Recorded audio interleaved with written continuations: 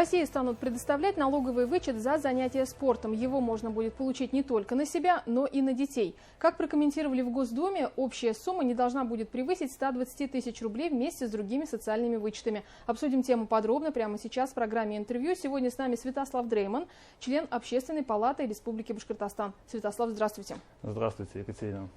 Как вы можете прокомментировать новшество? Почему законодатели пошли на такой шаг? Вы знаете, в моем понимании, чтобы улучшить уровень жизни населения, важно не только повышать доходы, но и оптимизировать расходы. И это отличная новость о том, что каждый житель сможет вернуть 13% от стоимости купленного абонемента для себя и своих детей, которые не достигли 18 лет.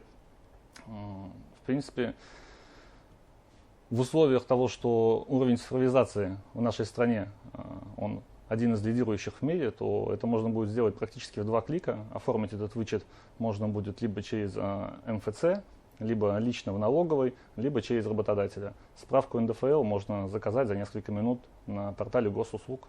Мы знаем, что Госдума объявила о нововведении с 1 августа, но заработает вообще вся норма относительно к доходам, которые будут получать налогоплательщики с 1 января 2022 года. Расскажите, пожалуйста, вот станет ли это драйвером восстановления отрасли фитнес-индустрии, спортивных клубов, потому что мы понимаем, позади была тяжелая пандемия, но и которая, в принципе, сейчас еще продолжается. Да, действительно, но я думаю, что здесь можно сказать о некоем синергетическом эффекте, не только драйвер для восстановления, но и драйвер для достижения национальных целей, которые установлены президентом нашей Российской Федерации Владимиром Путиным, о 70% доли граждан, систематически занимающихся физической культурой и спортом к 2030 году. Вот. А сегодня какие показатели? На сегодняшний день, по итогам 2020 года, в Республике Башкортостан систематически занимающихся физической культурой и спортом 48,5%. Это порядка 1 миллиона 800 тысяч жителей.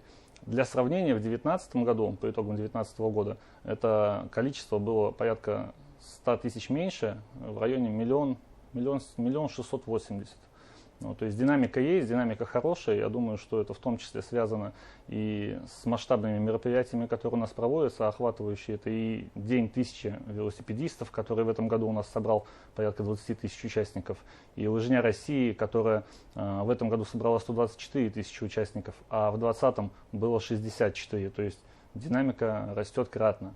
Вот это и спортивная борьба в школы, программы.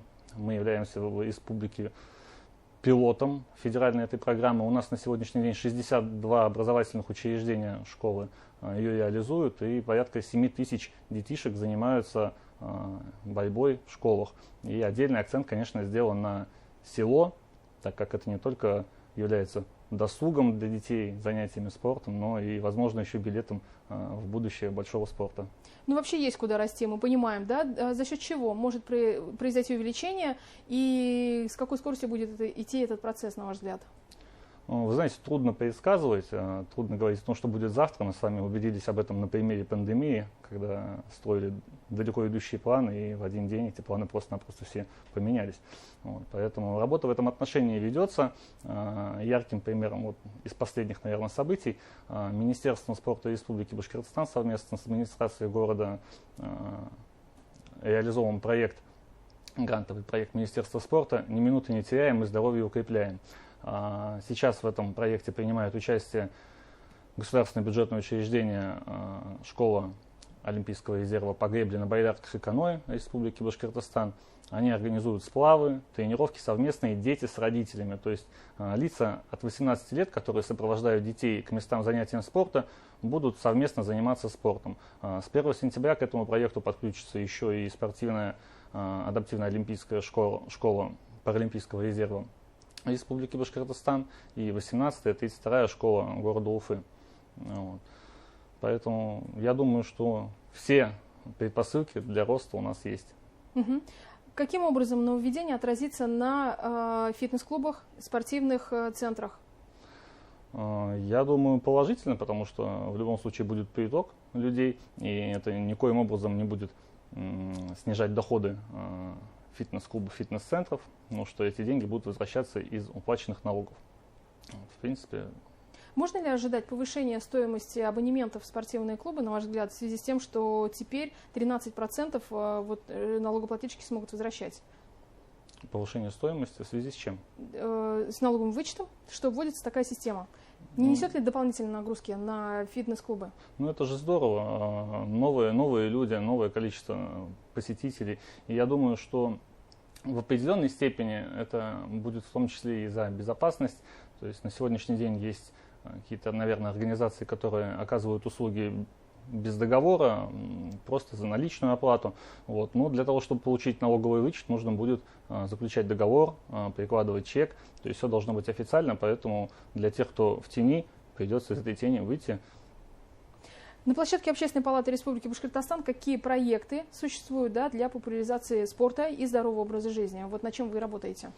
Ну, вот буквально недавно, на самом деле в период пандемии, очень актуальным было занятие спортом на открытом воздухе. Наши спортсмены в том числе проводили онлайн-занятия, онлайн-тренировки по утренней гимнастике, по дыхательным тренировкам, йога и прочее. И, конечно, очень полюбившаяся нашим жителям спортивная ходьба стала уже так народной активностью, скажем. Ее многие называют башкирская ходьба. И, конечно, нужно создавать определенные условия, инфраструктуру в парках, в городских пространствах. Одним из таких больших парков, общественных пространств у нас является парк лесоводов в Башкирии. И как раз недавно Общественная палата республики писала запрос на администрацию города о том, что там нет освещения в темное время суток. Действительно, люди хотят заниматься, не у всех получается заниматься утром, заниматься днем, но степень ответственности у людей и понимание важности своего духовного и физического здоровья, она растет, повышается, это здорово, не может не радовать. Вот. Но заниматься вечером в неосвещенном парке, конечно, небезопасно, проблематично, и люди вынуждены отказываться от этих активностей. Вот. Но поступил ответ, что в ближайшее время парк передали уже из собственности администрации в собственность Горзеленхоза. Как только документы подготовят, и, соответственно, передадут на обслуживание в Горсвет. Можно ли считать, что поддержка фитнес-клубов, спортивных учреждений, да, это такая поддержка в том числе и системы здравоохранения, ведь для государства важна вот именно продолжительность жизни, тем более в условиях пандемии. Вот вы как считаете? Ну, конечно, это коррелирует с национальной целью, собственно, с демографией, да, с нашей уровень здоровья, уровень качества жизни. Это все очень важно, и еще раз повторюсь, люди начинают понимать о том, что духовное и физическое здоровье – это очень важно. То есть они сами начинают это понимать, и спорт становится более массовым. Вот, это здорово. Думаю, что именно для этого как раз-таки этот инструмент и внедряется. Ну и по вашему мнению, по вашей оценке, насколько активны жители Башкортостана именно в таком массовом спорте, ну или насколько у них популярен он? Слушайте, ну не побоюсь этого слова, на самом деле мы самый активный субъект, наверное, один из самых активных субъектов. Для понимания, мы находимся на втором месте по количеству объектов спортивной инфраструктуры. Обеспеченность населения у нас 85%. На личном примере могу сказать, что в 6 утра, когда я прихожу на школьное поле на утреннюю пробежку, я вижу порядка 15-20 человек разного возраста, которые занимаются спортом, бегом, ходьбой, стрейчингом, там, растяжками. Собственно, и для меня это показатель. Люди занимаются, люди идут, и с каждым днем их становится все больше. Поэтому... Ну и для наших телезрителей ваши две причины, почему нужно заниматься спортом. Ну, потому что спорт – это жизнь, спорт – это здорово. Спасибо большое, Святослав. Сегодня гостем программы «Интервью» в эфире главного телеканала Республики был Святослав Дрейман, член Общественной палаты Республики Башкортостан. И мы обсуждали нововведение, о котором объявила Госдума 1 августа этого года.